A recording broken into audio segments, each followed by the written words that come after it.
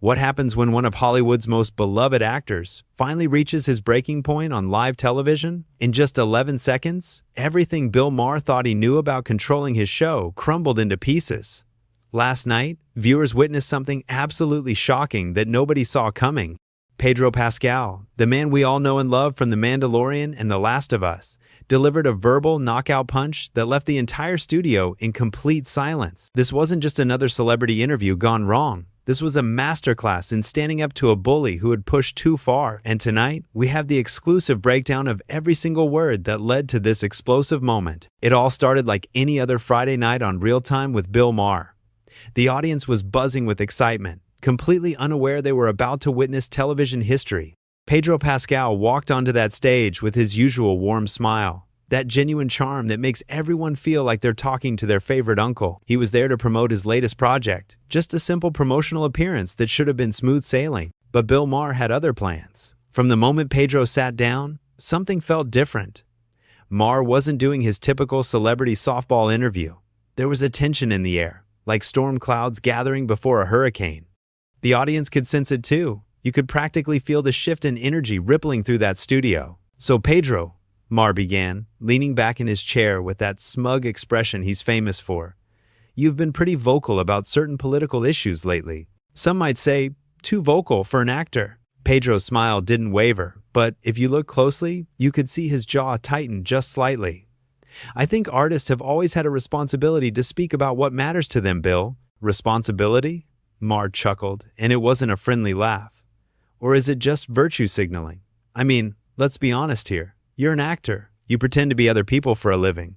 Why should anyone care what you think about real-world problems?" The studio audience shifted uncomfortably in their seats. This wasn't the playful banter they expected. This was something else entirely. Pedro maintained his composure, but you could see the wheels turning behind his eyes. "I think caring about other human beings isn't virtue signaling, Bill. It's just being human." Maher rolled his eyes dramatically. "Oh, please. Spare me the saint act. You live in a Hollywood bubble, surrounded by yes men and people who tell you exactly what you want to hear. You have no idea what real Americans are going through." That's when something shifted in Pedro's expression. The warm, friendly demeanor began to crack, revealing something much more serious underneath. "Real Americans? What does that even mean?" "It means people who work real jobs, who don't have the luxury of virtue signaling on social media all day. People who can't afford to care about every trendy cause that comes along." Pedro leaned forward slightly, his voice still calm but carrying a new edge. "So you think caring about immigrant children makes me out of touch? You think speaking up for people who can't speak for themselves is a luxury? I think it's easy to care when it doesn't cost you anything," Maher shot back. "When did you last sacrifice anything real for these causes you're so passionate about?" The question hung in the air like a loaded weapon. Pedro went very still, his eyes never leaving Maher's face. The audience could feel something building, like pressure in a pot about to boil over. "You want to know about sacrifice?" Pedro's voice was quiet now, dangerously quiet. "You want to know what it costs?" Maher, clearly enjoying what he thought was his moment of victory, leaned back smugly. "Enlighten us." That's when Pedro Pascal did something nobody expected. He began to speak, not as a celebrity, not as an actor, but as a human being who had lived through real pain and real loss. His voice carried the weight of lived experience that no amount of late-night television smugness could touch. "My family fled Chile when I was a baby because of Pinochet's dictatorship. My parents left everything they knew, everyone they loved, because staying meant death. They came to America with nothing but hope and the clothes on their backs." The studio had gone completely silent. Even Maher seemed to realize he had wandered into territory he wasn't prepared for. "My father washed dishes in restaurants. My mother cleaned houses. They worked jobs that people like you probably think are beneath them, just so their children could have a chance at something better. And you want to lecture me about real Americans?" Pedro's voice was rising now, but not in anger, in passion.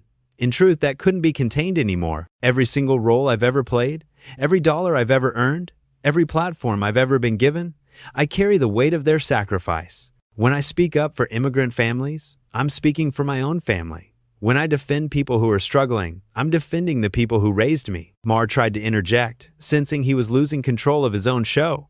"Pedro, I didn't mean to." "No." Pedro cut him off, and his voice carried such authority that even Bill Maher fell silent. "You did mean it. You meant every word. You sit up here in your ivory tower, making jokes about people's pain, thinking you're so much smarter than everyone else. But you know what? You don't get to decide who deserves compassion. The camera captured every expression, every moment of this unexpected confrontation. This wasn't the entertainment they had planned for. This was something real, something raw, something that couldn't be scripted or controlled. Section 2. The silence in that studio was deafening. You could hear every breath, every heartbeat, every person in that audience holding their collective breath as they watched Pedro Pascal transform before their eyes. This wasn't the gentle, soft-spoken actor they thought they knew. This was someone who had been pushed to his absolute limit and was about to show exactly what that looked like. Maher, for the first time in his career, looked genuinely uncomfortable. His usual arsenal of sarcastic comebacks and dismissive eye rolls suddenly seemed pathetic and small. He was facing someone who wasn't playing by his rules, someone who couldn't be bullied or intimidated into submission. "You want to talk about real Americans?" Pedro continued, his voice steady but carrying the force of a freight train. "Let me tell you about real Americans. Real Americans are the people who clean your offices while you sleep. Real Americans are the teachers who spend their own money on school supplies because the system has failed their students. Real Americans are the healthcare workers who risk their lives every single day to save strangers." Each word hit like a hammer blow. The audience was transfixed, watching this masterful dismantling of everything Maher represented. "But you know what else real Americans are?" Pedro leaned forward, his eyes never leaving Maher's increasingly pale face. "They're dreamers who came here as children through no choice of their own. Their families seeking asylum from violence you can't even imagine. They're people who work 3 jobs just to keep a roof over their heads, while people like you mock their struggles for entertainment." Maher tried desperately to regain control. "Pedro, you're being overly emotional about this. I'm just trying to have a rational discussion about—" "Rational?" Pedro's laugh was sharp, cutting through Maher's pathetic attempt at deflection. "You think there's something rational about dehumanizing people? You think it's rational to use your platform to punch down at the most vulnerable members of our society?" The camera zoomed in on Maher's face, capturing every micro-expression of panic as he realized he was drowning in front of millions of viewers.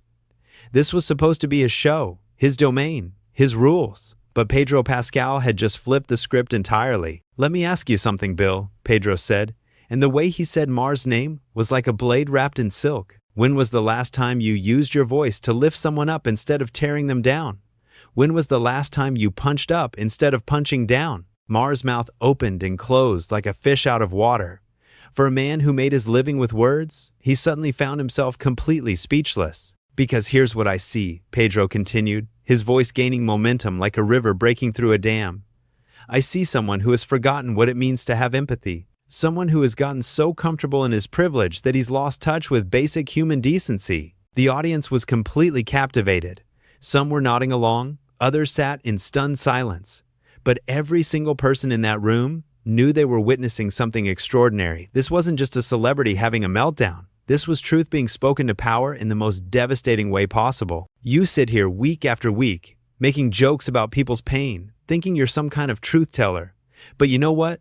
Real truth tellers don't mock the powerless. They don't use their platforms to make marginalized communities the punchline of their jokes. Pedro stood up now, his full presence commanding the entire studio. Even the camera operators seemed to instinctively adjust their angles to capture this moment that would be replayed millions of times. "You want to know what cost me something? Sitting here, listening to you diminish the struggles of people I love, people I fight for, people who deserve better than to be dismissed by someone who has never walked in their shoes." Maher made one last desperate attempt to salvage his dignity. "Pedro, I think you're misunderstanding my point. I'm not trying to dismiss anyone's struggles. I'm just saying that celebrities shouldn't." "Stop." Pedro's voice cut through the air like a sword. "Just stop. You don't get to backtrack now. You don't get to pretend that wasn't exactly what you meant to say." And then came the moment that would define this entire encounter. Pedro Pascal looked directly into the camera, speaking not to Maher, but to everyone watching at home, to anyone out there who has ever been told their voice doesn't matter, who has ever been dismissed or diminished or treated like they don't belong. I want you to know something. Your story matters. Your struggles matter. Your dreams matter. And don't let anyone, especially people who have never faced real hardship, convince you otherwise. He turned back to Maher, who looked like he wanted to disappear into his chair. "As for you, Bill, I hope someday you remember what it felt like to care about something bigger than your own ego, because that's what separates people who make a difference from people who just make noise." Pedro began to remove his microphone, his movements deliberate and calm. The studio remained absolutely silent, hanging on his every gesture. "This interview is over," he said simply, standing up with the kind of dignity that cannot be faked or performed. "I have better things to do with my time than listen to someone mock the people I care about." And with that, Pedro Pascal walked off that stage, leaving Bill Maher sitting alone under the bright studio lights, looking smaller and more irrelevant than he had ever looked in his entire career. The audience erupted into spontaneous applause, the kind of genuine appreciation that money cannot buy and scripts cannot manufacture. The cameras kept rolling as Maher sat there, completely exposed, stripped of all his usual defenses and deflections. For once in his life, he had nothing to say, no clever comeback, no sarcastic observation, no way to spin what had just happened into something that made him look good. In just 11 seconds of silence that followed Pedro's exit, an entire career built on arrogance and cruelty had crumbled into dust. The king of late-night television had been dethroned by someone who understood that real power comes not from tearing others down, but from lifting them up. And as the credits rolled on, what would become the most talked-about television moment of the year? One thing was crystal clear. Pedro Pascal hadn't just won an argument, he had reminded everyone watching what it looks like when someone with a platform chooses to use it for good instead of evil.